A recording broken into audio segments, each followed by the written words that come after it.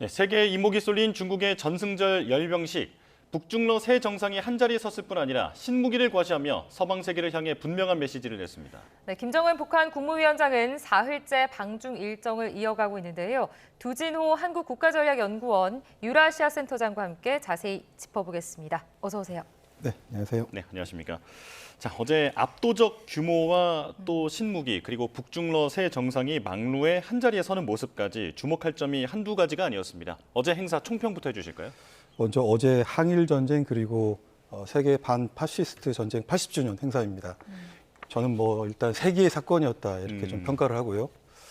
여러 가지 모습들이 세계적, 지역적 그리고 국가적 차원에서의 불확실성을 심화시키는 사건이었다고 먼저 평가를 합니다. 어제 중국이 열병식을 통해서 보여줬던 이 강력한 군사력은 미국이 왜 중국을 미국에 상대할 수 있는 유일한 경쟁 국가라고 이렇게 특정을 했는지를 명확히 보여준 그런 모습이었고요. 열병식에 나타난 그런 전반적인 중국의 무기 체계를 포함한 군사력을 제외하더라도 사실상 1959년 이후 66년 만에 이 북한, 중국, 러시아 정상이 그야말로 신냉전의 막루에 올라서서 과거의 냉전의 DNA를 다시 소환했다라는 그런 의미가 있겠습니다. 김정은 위원장 이제 고립된 이미지를 좀 탈피하고 국제 무대에서 존재감을 확대해가는 모습도 확인을 할 수가 있었는데 김 위원장의 이 셈법을 좀 어떻게 보고 시작을 해야 될까요? 엄청난 결심이었다라고 먼저 보고 있고요. 그 전에는 러시아와의 동맹 조약을 체결을 함으로써 코로나19가 확산하던 시기에 국경도 폐쇄하고 중국과의 경제 교역도 이렇게 동결이 되고 어려운 시절들이 있었는데 그것이 이제 동맹 조약을 체결하면서 출구 전략을 모색을 했고 거기서 끝나지 않았죠. 러시아의 전례 없는 특수작전군 파병을 통해서 이 혈맹으로 발전하는 그런 과정에서 이제는 중국과 획기적인 관계 개선을 위해서 김정은 위원장이 베이징행을 택했습니다. 이제 김정은 위원장의 베이징행의 그 배경에 여러 가지 이제 해석이 분분할 수가 있겠는데요. 김 위원장이 가고 싶다고 해서 중국을 방문할 수 있었던 사안은 아니었을 거고 이 과정에서 푸틴 대통령의 적극적인 중재, 또 푸틴 대통령의 시주석을 설득하는 이런 과정들이 있었기 때문에 어제 보여줬던 북중러 정상들이 이 신냉전의 막루에 올라선 그 모습 그대로 북중러 안보 협력의 서막이 올랐다라고 평가할 수 있을 것 같습니다. 예, 자 북한은 이번 행사 이후에 아마도 미국과의 대화에 나설 것으로 그렇게 지금 전망이 되는데 어제 행사에 나섰던 그 목적 중에 하나는 핵 보유국의 지위를 암묵적으로 인정받기 위해서가 아니냐라고 하는 분석도 있습니다. 그렇다면 앞으로 미국과의 비핵화 협상에서 이제는 비핵화가 아니라 핵 군축 협상에만 나설 수 있다라는 분석이 있는데 어떻게 보십니까? 네, 사실 김정은 위원장의 방중 자체가 놀라운 사건입니다. 그간의 북중 관계가 굉장히 소원해졌던 측면이 있었고 또 북한의 핵 문제에 대해서 사실은 중국은 핵 보유를 인정하지 않는 그런 정책을 고수해왔고 또 한 가지는 진영화 그리고 신냉전이 격화하는 이런 구도 자체를 사실상 인정하지 않고 그러지 않기를 바라는 정책들을 구사해 왔는데요. 김정은 위원장의 방중 자체가 그 모든 중국의 입장들을 이렇게 좀 무너뜨리는 그런 효과였기 때문에 이런 배경에서 본다면 사실상 북한의 핵 보유국 인정을 하고 또 김 위원장의 방중을 초청했다라고 해석이 가능할 것 같습니다. 그래서 김 위원장의 방중 자체도 향후에 있을 북미 대화를 염두에 두고 그러한 협상력을 높이기 위한, 재고시키기 위한 그런 목적도 분명히 있을 텐데요. 문제는 그간의 이제 북미 회담은 사실상 북러 동맹 조약 안에서, 북러 혈맹 관계 안에서 일부 북미 대화가 결정될 수 있는 그런 요인적인 구조적인 환경이 있었다면 이제는 그런 환경 이외에 강력한 중국 변수가 더해졌기 때문에 언젠가 북미 회담은 열리겠지만 그 셈법은 매우 복잡해졌고 김 위원장은 의문의 1승, 2승을 넘어서서 굉장한 전략적 지위를 확보했다라고 이렇게 볼 수 있겠습니다. 예. 이번 이 최대 규모의 열병식에서 또 중국의 최신 전략 무기들이 대거 등장을 하면서 좀 눈길을 끌었습니다. 특히 신형 ICBM 둥펑 61 이런 무기들도 공개가 됐는데 미국과 좀 견주어 봤을 때 이 무기들을 어떻게 봐야 됩니까?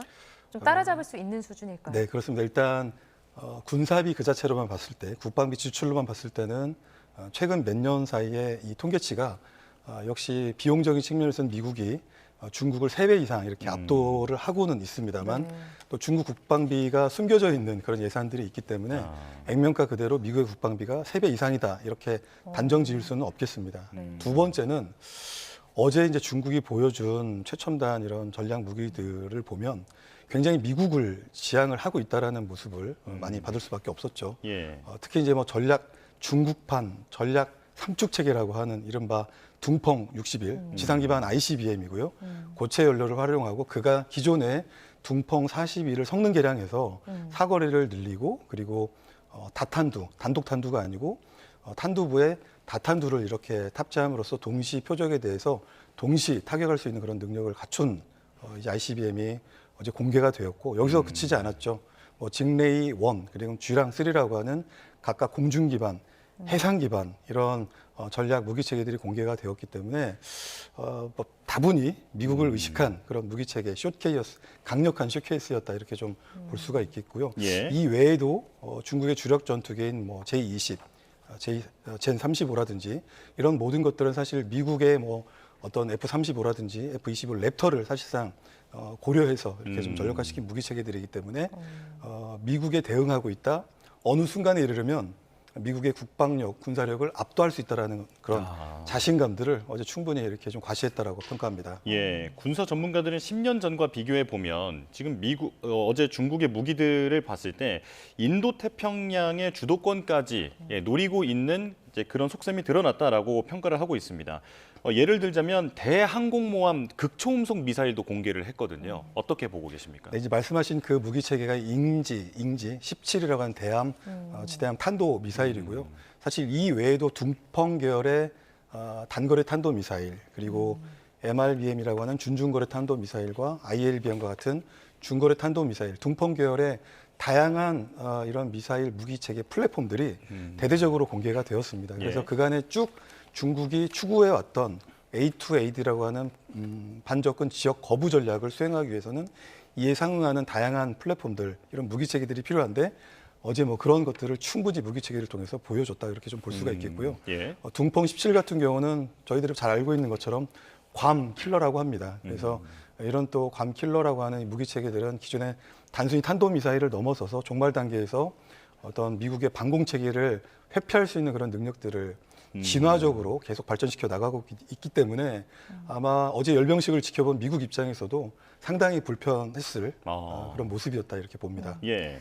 트럼프 대통령의 좀 입장, 발언에 대해서도 좀 짚어봐야 될 것 같은데 전승절의 의미를 좀 깎아내렸죠. 그리고 중국 시진핑을 향해서는 미국에 대한 희생을 언급하지 않아서 놀랐다라는 언급도 했습니다. 어떻게 보셨습니까? 굉장히 복잡한 심경이 있었을 것 같습니다. 네. 이 예상은 했지만 북중로 정상이 같은 공간에서 같은 곳을 바라보면서 막루에 섰다는 것 그 자체가 실질적인 북중로 안보 협력의 서막을 열었기 때문에 굉장히 불편했을 것이고요. 그래서 이제 말씀하신 대로 그런 얘기를 했죠.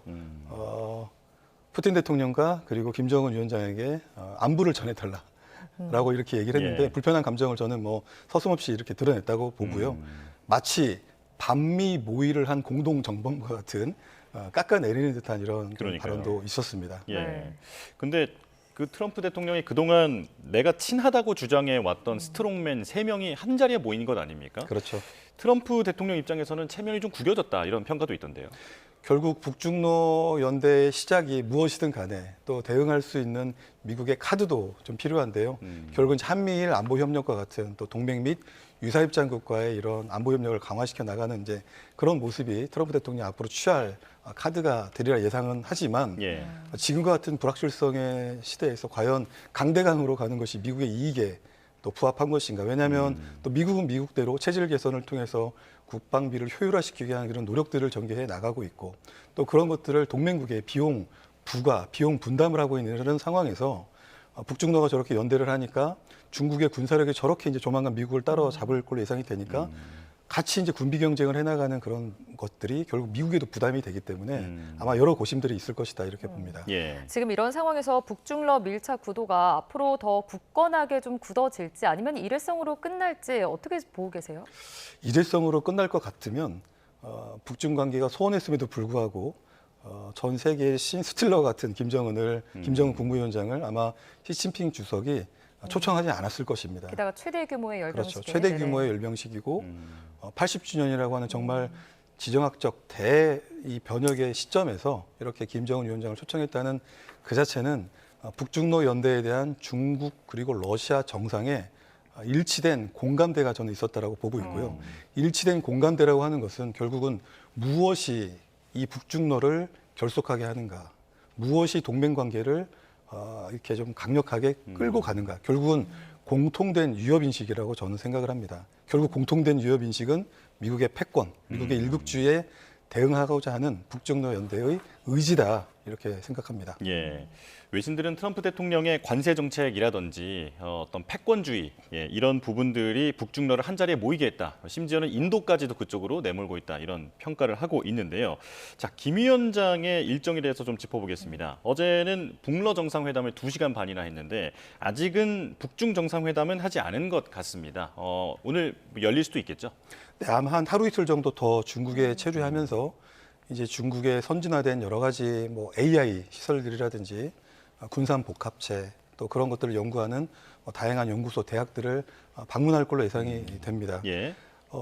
막루에서 보여줬던 모습들도 특히 이제 둥펑 60일이 지날 때 꼭 집어서 시진핑 주석의 질문을 하고 이런 이제 밀떡의 모습을 이렇게 보였는데 예. 그만큼 중국 무기 체계가 예상은 했지만 김 위원장이 볼 때도 러시아보다 굉장히 뭐 몇 발 앞서 있다는 것을 현장에서 확인을 했기 때문에 예.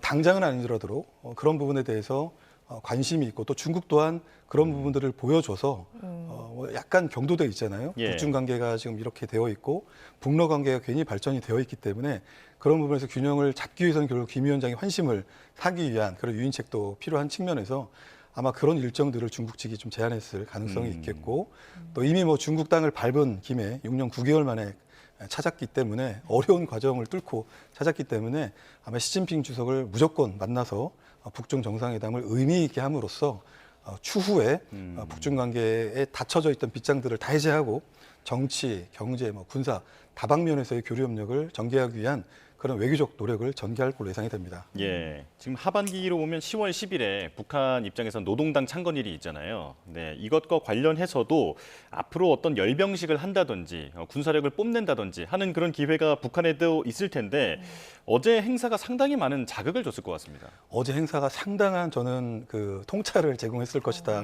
이렇게 생각을 하고 있는데요. 그 배경은 이제 북한이 작년 10월부터 북한 특수작전군과 그리고 최근에는 전투 공병과 군사 건설 인력들 제가 생각할 때 연평균 한 2만 명 정도를 유지한 가운데 이 대러시아에 대한 파병 정책을 유지를 하고 있죠. 예. 그래서 그 우크라이나를 상대로 한 교전을 통해서는 실전 경험과 그리고 현대전의 특징들을 계속해서 이렇게 좀 배워나가고 있고 또 어제 중국의 열병식을 참여를 해서는 그런 현대전의 모든 어떤 교훈들이라든지 현대전의 특징들이 정말 압축적으로 반영된 이런 전략 무기들, 재래식 무기들을 다 눈으로 확인했기 때문에 무인 체계도 많이 그렇죠. 있었잖아요. 유무인 복합 체계, 무인 체계들을 다 봤기 때문에 현장에서의 경험과 실전 경험과 그리고 이것이 반영된 새로운 무기 체계들을 어떻게 북한에 적용을 시켜서 이제 내년에 제9차 당대회에서는 어떤 국방 비전을 보여서 국방력 현대화시켜 나갈 것인가에 대한 아마 많은 고민들을 막루에서 했을 거로 이렇게 생각이 됩니다. 그렇군요. 좀 주목해봐야 될 게 또 우원식 의장과 김 위원장이 서로 악수를 하면서 짧게나마 좀 이야기를 한 것으로 좀 전해지고 있는데 남북 간의 소통이 이뤄졌다고 봐야 됩니까? 이 서로를 어쨌든 서로 이렇게 인사를 하고 인식을 했다는 것 자체만으로도 좀 의미를 둬야 될지 어떻게 보셨어요? 아주 의미가 없다고 이렇게 보지는 않고요. 네. 아주 큰 의미는 아니지만 그래도 지금처럼 북한이 적대적 두 국가론을 이렇게 들고 나옴으로써 네. 사실상 남북 교류가 좀 단절되어 있는 상황에서 중국 열병식에 우원식 의장이 참여함으로써 그래도 짧지만 김 위원장과 소통을 했다는 데 의미가 있다라고 저는 보고 있고요. 그리고 원내대표 시절에도 또 김 위원장과 만났던 그런 경험들이 있기 때문에 결국은 이런 경험들이 언젠가는 남북 대화가 재개되고 또 남북 간의 신뢰를 구축해 나가는 그런 과정이 있어서 적지 않은 의미는 있었다 이렇게 좀 평가합니다. 예. 그런데 아마 남북 얘기는 북러 정상회담에서 더 얘기가 많이 나오지 않았을까 싶은데 푸틴 러시아 대통령이 우 의장에게 김정은 위원장이 어떤 메시지를 전해줬으면 좋겠냐라고 먼저 물어봤단 말이죠. 왜 이런 메신저를 자처했는지 궁금한데요. 저는 이제 푸틴 대통령의 자신감이다라고 먼저 이렇게 보고 있고요. 또 두 번째는 잘 보면 주변 4강의 정상들 중에서 이 남북 관계에 대한 역사를 가장 잘 알고 있는, 꿰뚫고 있는 정상은 사실상 블라디미르 푸틴 대통령이 유일합니다. 그만큼 푸틴 대통령의 집권 기간이 뭐 25년 가까이 되는 그런 측면도 있겠고요. 푸틴 대통령이 집권하는 기간, 뭐 한국의 대통령들은 여러 명이 바뀌었죠. 뭐 김대중 대통령부터 현재 이재명 대통령에 이르기까지 진보 보수 정권을 이렇게 하고 오랜 시간 동안에 한국 정부의 대북 통일 정책들을 지켜봐 왔고 또 어떻게 정부가 바뀌느냐에 따라서 이 대북 정책, 나아가서 한러 관계가 변화되는지를 눈으로 지켜봤기 때문에 그런 맥락에서 어떤 정부가 들어서도 한반도에 대한 러시아의 정책은 명확하고 또 그 과정에서 남북 관계 개선을 위해서 러시아가 건설적 역할을 할 수 있는 역사적인 경험을 축적해 왔고 그럴 능력이 있다라는 것들을 어제 좀 우회적으로 저는 보였다라고 보고 있고요. 세 번째는 한국에 대한 역시 우호적인 인식입니다.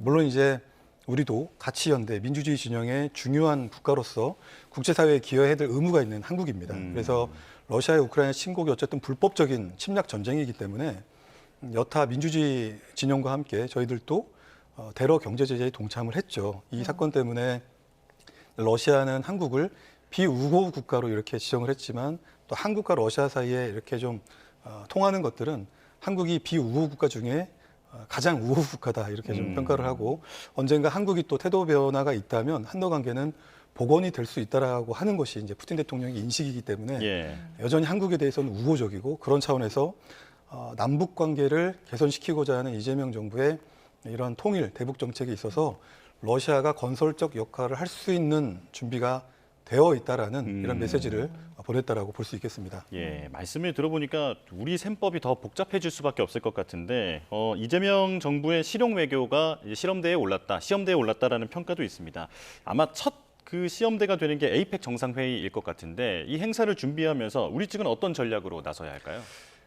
굉장히 좀 불확실성이 심화되고 있는 그런 상황이고요. 네. 어쨌든 한반도 비핵화를 위한 통일 대북 정책이 굉장히 지금 이렇게 역동적으로 이재명 정부에 추진이 되고 있는데 결국 북중러 정상이 한 공간에 이렇게 서서 새로운 또 신냉전의 시대를 여는 건 한반도 비핵화에서 굉장히 험로를 예고하는 그런 모습이기도 합니다. 그래서 우리가 이제 할 수 있는 것은 뭐 단기 조치, 뭐 중장기적인 조치들이 있을 텐데 어쨌든 대한민국의 통일 대북 정책의 근본적인 목표는 이 정책 목표는 한반도 비핵화라고 한다면 뭐 단기적인 조치도 필요하겠지만 긴 호흡을 가지고 나갈 필요성도 있겠습니다. 이제 그런 차원에서 첫 번째 시험대가 결국은 이제 다음 달에 있을 경주 에이펙이 될 텐데요. 네. 강력한 카드를 저는 쓸 필요가 있다고 생각을 합니다. 그것이 실현이 되건 그렇지 않던 간에 한국 입장에서 우리 정부 입장에서는 주변 4강 정상들을 다 초청을 해서 이 복잡한 불확실한 국제 구조 안에서 한국이 어떠한 통일 대북 정책을 가지고 있는지 그리고 계엄 탄핵 이후에 한국의 민주주의가 어떻게 회복이 됐는지를 좀 명확하게 보여서 우리 스스로 이런 불확실성들을 관리해 나가는 주도적이고 실용적인 모습을 저는 보일 필요가 있다고 생각을 하거든요. 김정은 위원장의 방중 목적 자체도 이제 우크라이나 전쟁이 언젠가는 종료가 될 것이죠. 그러다 보면 일각에서 예상하는 대로 북러 관계가 일부 약화할 수가 있기 때문에 이런 차원에서 전략적 해칭이 필요했고 그것을 통해서 이제 북중 관계를 획기적으로 개선하기 위한 모멘텀을 잡고자 했을 겁니다. 그 얘기는 김 위원장 나름대로도 불확실성을 주도적으로 관리하고자 하는 그런 의도가 이제 베이징으로 그의 발걸음을 이끈 것이기 때문에 우리 또한 이런 불확실성에 심화되는 이런 국제 구조 안에서 주도적이고 실용적으로 그리고 공세적으로 좀 접근할 필요가 있겠다 이렇게 생각합니다. 네, 알겠습니다. 자, 여기까지 듣도록 하겠습니다. 두진호 한국국가전략연구원 유라시아 센터장과 함께 오늘 이야기 나눠봤습니다. 오늘 말씀 고맙습니다. 고맙습니다. 감사합니다.